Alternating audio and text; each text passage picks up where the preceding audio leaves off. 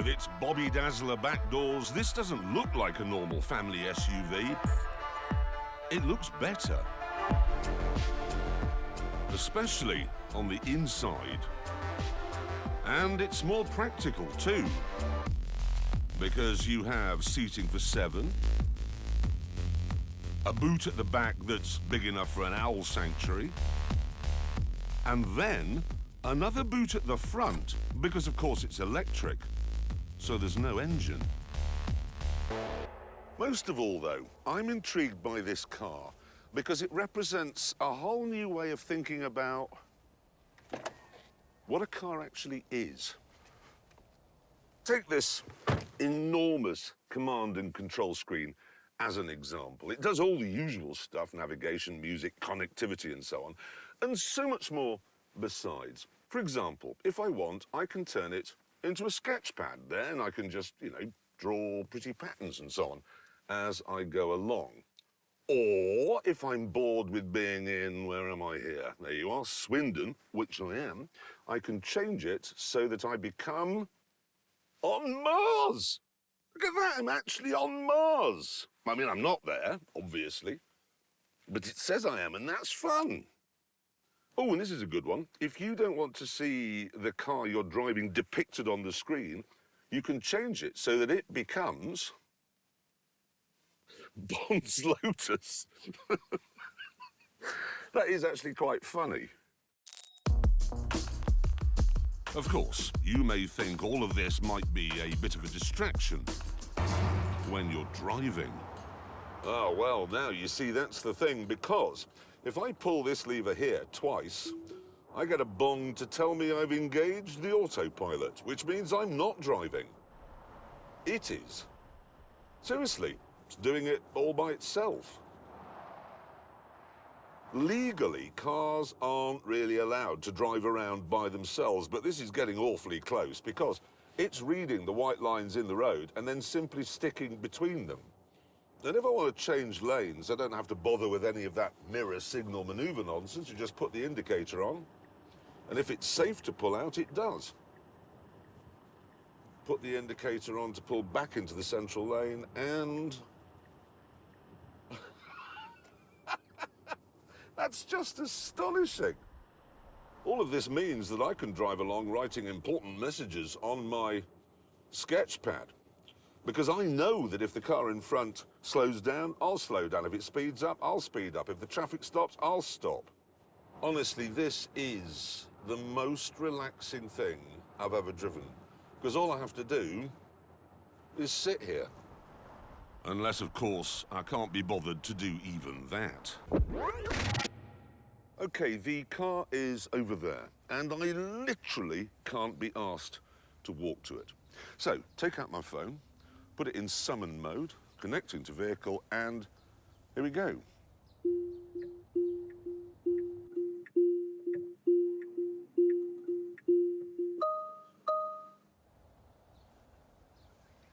Look at that. I mean, it can't extricate itself from a parking space or come to you from the other side of town, so it is only a gimmick. But what's wrong with a gimmick? That's brilliant. And stop.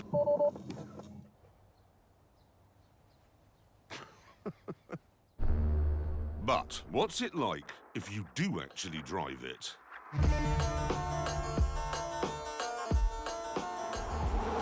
Well, because it's electric, it's quiet, obviously.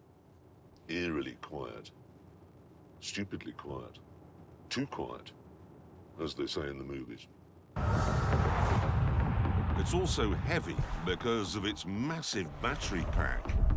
However, because it's mounted under the floor, the center of gravity is very low down. And because you've got one electric motor at the front driving the front wheels and one at the back driving the back wheels,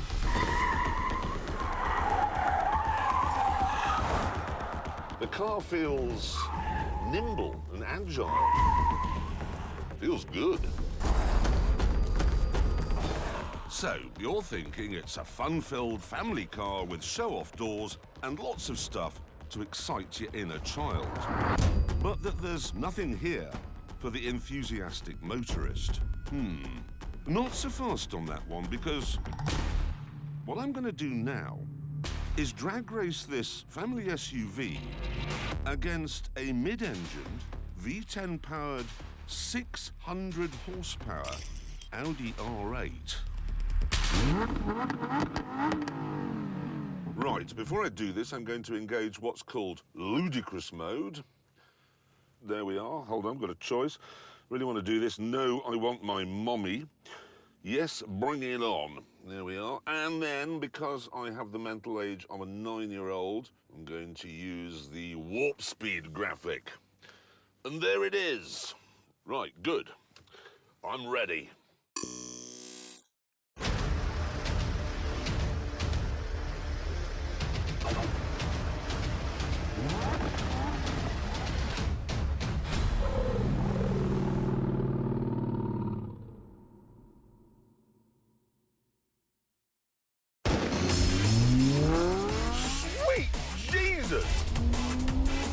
That really is properly ludicrous. 100 miles an hour. 105, 110, 112, the Audi's coming. But not fast enough!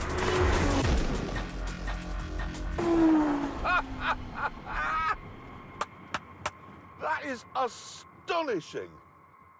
Small wonder this thing is fitted with my favourite mode of them all, celebration mode.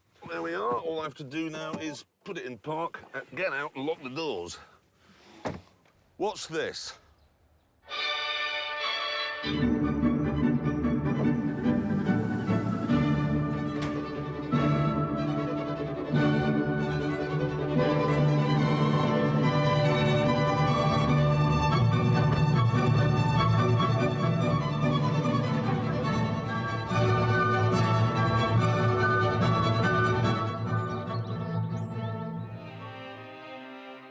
So, this may be a 2.5-ton, 7-seater PlayStation. But it'll do 0 to 60 in 3.1 seconds and has a top speed of 155. So it really does seem to be all things to all men. It's serious and light-hearted. It's sensible and daft. It doesn't feel like anything else. It doesn't go like anything else. It's fabulous. There are, however, some drawbacks.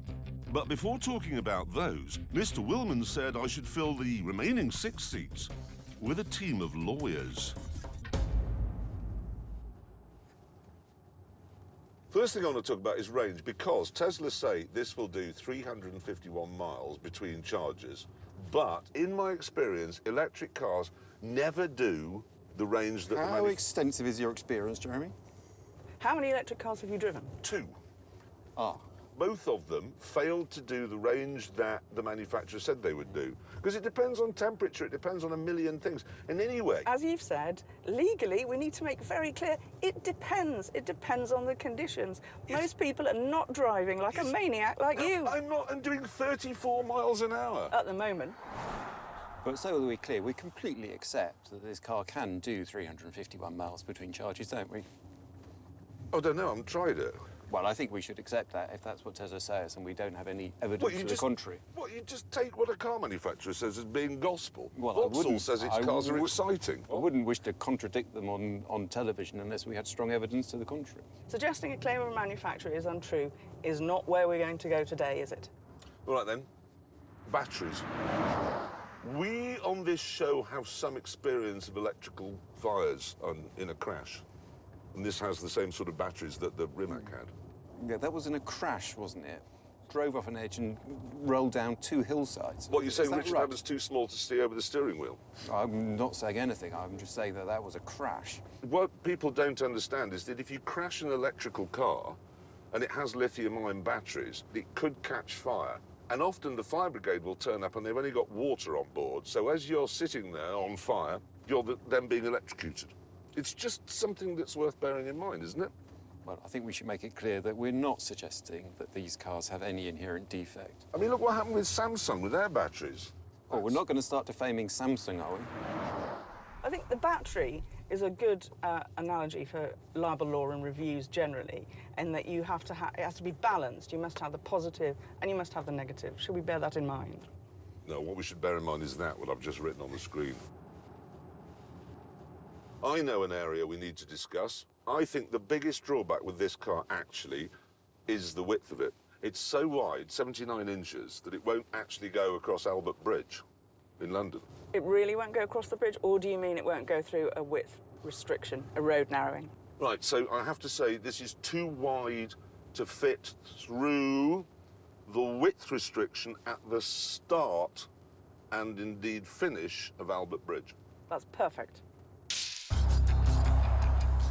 There is, however, one advantage to this size, especially in a supermarket car park when your Model X is full of lawyers. No, listen. Mean what you say, say what you mean. Stay That's there. the law. All right, stay there. Okay, got the phone, summon mode, forwards.